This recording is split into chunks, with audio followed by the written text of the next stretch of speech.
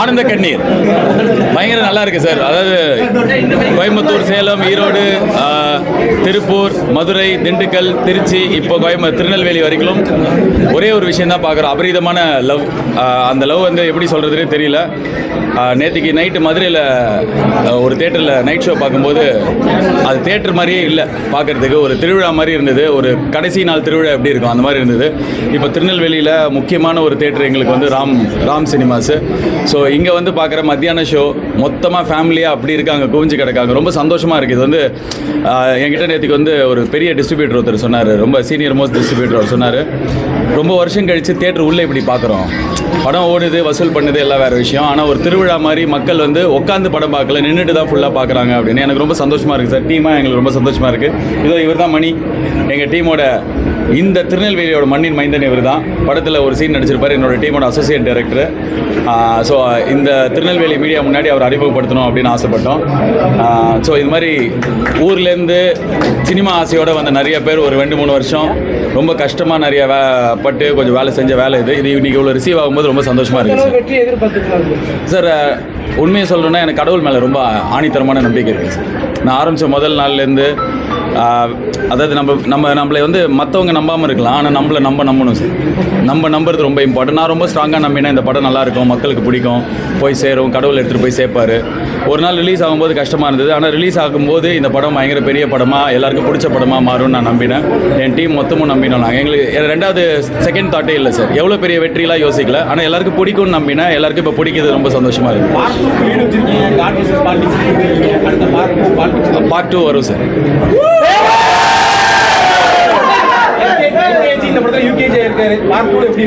அது நான் எழுதும்போது தெரியும். இப்போ எனக்கு எழுதும்போது தெரியும்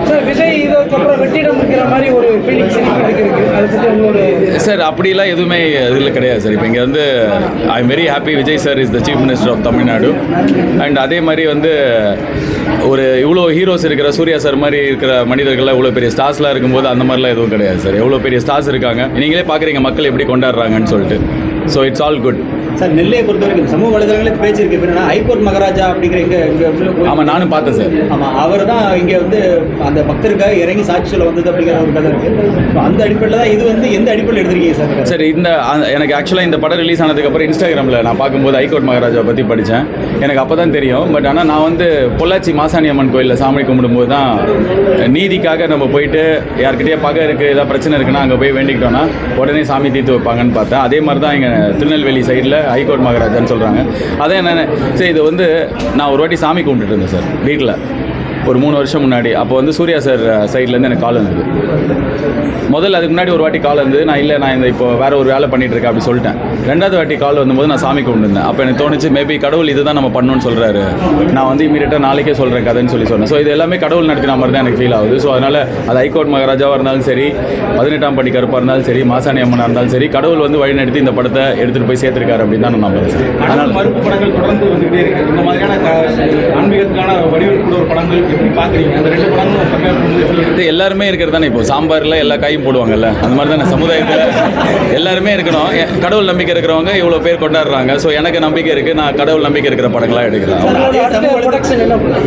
நான் ப்ரொடக்ஷன் கம்பெனி ஆரம்பிச்சோன்னு சொல்கிறேன் சார். தெரியல சார். நான் இப்போ என்ன நான் ஒரு 3 வருஷம் வேலை பண்ணியிருக்கோம்ல, அதுக்கு ஒரு அன்பு கிடைக்குதுல்ல. இந்த அன்பை போயிட்டு எல்லா இடத்துலையும் ரிசீவ் பண்ணுறது எனக்கு ரொம்ப சந்தோஷமாக இருக்குது. என்னடா நாளைக்கு திருநெல்வேலியா, அப்புறம் எங்கே அப்படி கேட்கலண்ணா, திருநெல்வேலியா சூப்பர் வா போகலாம், மதுரையா வா சூப்பர் போகலாம், சேலமா போகலான்னு சொல்லிட்டு சந்தோஷமாக தான் ஒவ்வொரு இடத்துக்கு போகிறோம். ஸோ இந்த லவ் வந்து லைஃப்பில் எவ்வளோ பேருக்கு எவ்வளோ வாட்டி கிடைக்கும், இது இப்போ கிடைக்குது. ஸோ இதை ரிசீவ் பண்ணுற இடத்துல தான் நான் இருக்கேன். எனக்கு ரொம்ப ஹாப்பியாக இருக்குது சார். அதனால் அடுத்ததை பற்றி யோசிக்கல. இந்த மொமெண்ட்டில் இந்த மீடியாவோட திருநெல்வேலியில் இருக்கிற சூர்யா சார் ரசிகர்கள், ஜென்ரல் ஆடியன்ஸ் எல்லாருக்கூடையும் செலிப்ரேட் பண்ணுறது எனக்கு ரொம்ப சந்தோஷம் சார். இதே சமூக வலைதளத்தில் ஆர்ஜே பாலாஜி கூட அவரோட சாமி படம் எடுத்துகிட்டு சங்கி அப்படிங்கிற ஒரு உத்தரவு ஊத்துறாங்க. அதை எப்படி பார்க்குறீங்க? எந்த மனநிலை? சரி, எதாக இருந்தாலும் முத்திரை தான். இதுக்கு முன்னாடி பிஜேபின்னுவாங்க, திமுக காரன்னுவாங்க, எல்லாமே சொல்லுவாங்க. ஆனால் பொதுமக்களுக்கு தெரியல. சரி, இப்போ நான் வந்து ஒரு நாள் அந்த ரிலீஸ்க்கு முன்னாடி நான் அழுதேன். அது என்னையே அறியாமல் வந்துருச்சு. ஆனால் மொத்த தமிழ்நாடுக்கும் இந்த பையன் ஜெயிக்கணும், இந்த படம் ஜெயிக்கணும், சூர்யா சார் ஜெயிக்கணும்னு வந்தது இல்லை. ஸோ அதுதான் நார்மல் ஒப்பீனியன். யாரோ ஒருத்தர் எங்கேயோ வந்து இந்த மாதிரி படம் எடுத்தா அப்படின்னு சொல்ல அந்த ஒப்பீனியன். அதான் நான் சொன்னேன்னு, முதல் வாட்டி இந்த படத்து மூலியமாக என்ன தெரிஞ்சுன்னா, இப்போ விமர்சனம் பண்ணுறவங்க இந்த மாதிரி சொல்கிறவங்க எல்லாம் மக்களோட எவ்வளோ டிஸ்கனெக்டாக இருக்காங்கன்னு தெரியுதா. இப்போ தேட்டரில் எப்படி கொண்டாடுறாங்க, இதுக்கு சம்மந்தமே இல்லாமல் ஒரு ஒப்பீனியன் சொல்லும்போது, ஓ இவங்கெல்லாம் என்ன இவ்வளோ தூரத்தில் இருக்காங்க, இவங்களுக்கு பொதுமக்களுக்கும் இவ்வளோ டிஸ்டன்ஸ் இருக்கே அப்படின்னு தோணுச்சு. ஸோ எனக்கு தேவை பொதுமக்கள், அவங்களோட அன்பு, அது கிடைக்குது. ஸோ ரொம்ப நன்றி சார், தேங்க்யூ. எங்களுக்கு ரொம்ப ஃபேராக இருந்தது சார். எங்களுக்கு சென்சார் போர்டோட செயல்பாடு இந்த படத்தை பொறுத்த வரைக்கும் ரொம்ப ஃபேராக இருந்தது. எங்களுக்கு கரெக்டாக எங்களுக்கு இந்த படத்தோட தீம் அவங்க புரிஞ்சுக்கிட்டாங்க. ஸோ எங்களுக்கு குழந்தைங்களோட பார்க்கணும் அப்படின்னும் போது யூ கிடையாது, ஆனால் UA13+ன்னு சொல்லி குழந்தைங்க அப்பா அம்மாவோட வந்து பார்க்கலான்ற மாதிரி ஒரு இது கொடுத்துருக்காங்க. எங்களுக்கு ரொம்ப இந்த படத்துக்கு ஃபேராக தான் இருந்தாங்க சார். அவ்வளோதான் சார், நன்றி, ரொம்ப நன்றி, தேங்க்யூ. ஸோ இன்னொரு விஷயம் வந்து, நான் வந்து மீடியா பேக்ரவுண்டில் தான் வந்திருக்கேன். ஸோ ஒரு சாதாரண வீட்டு பையனை ஒரு மீடியா பேக்ரவுண்ட்லேருந்து இருந்தவனை இவ்வளோ தூரம் எடுத்துகிட்டு வந்து இந்த படத்து மூலியமாக கடை கோடி இடம் வரைக்கும் சேர்த்த மொத்த மீடியாவுக்கும் நான் நன்றி சொல்ல விரும்புகிறேன். நேற்று சூர்யா சார் சென்னையில் சொன்னார்.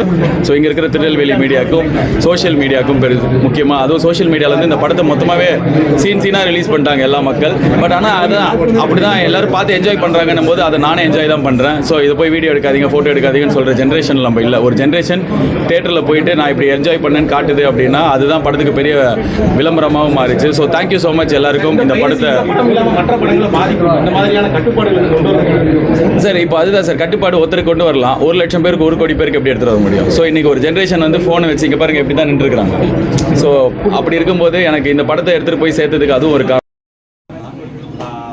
எனக்கு கொடுக்கறதுக்கு ஒன்று தான் இருக்குது. ரொம்ப நன்றி, தேங்க்யூ, தேங்க்யூ ஸோ மச். இப்போ கருப்பு இந்த ஆன்மீக படங்கள் மேல மக்கள் நம்பிக்கை வைக்கிறது எதை காட்டுன்னு நினைக்கிறீங்க சார்? நம்பிக்கையை காட்டுங்க.